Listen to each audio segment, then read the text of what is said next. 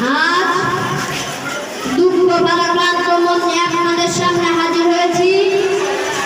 আপনারা সবাই জানেন এবং বোঝেন আমরা আমাদের জীবন দিয়ে চেষ্টা করেছি, কিন্তু দুঃখের বিষয় আজ ঢাকা, চট্টগ্রাম, খুলনা, রাজশাহী, রংপুরে আমার ভাইয়ের রক্তে রাজপথ রঞ্জিত হয়েছে।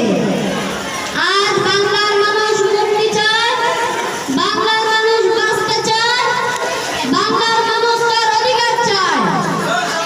কি অন্যায় করেছিলাম? নির্বাচনের পর বাংলাদেশের মানুষ সম্পূর্ণভাবে আমাকে আওয়ামী লীগকে ভোট দেন। আমাদের ন্যাশনাল অ্যাসেম্বলি বসবে, আমরা সেখানে শাসনতন্ত্র তৈরি করব এবং এই দেশকে আমরা গড়ে তুলব।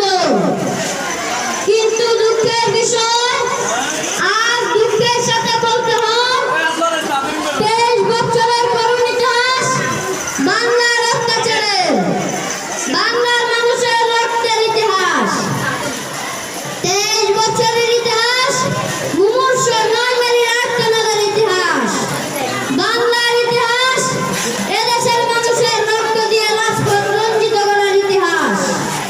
প্রত্যেক গ্রাম, প্রত্যেক মহল্লা,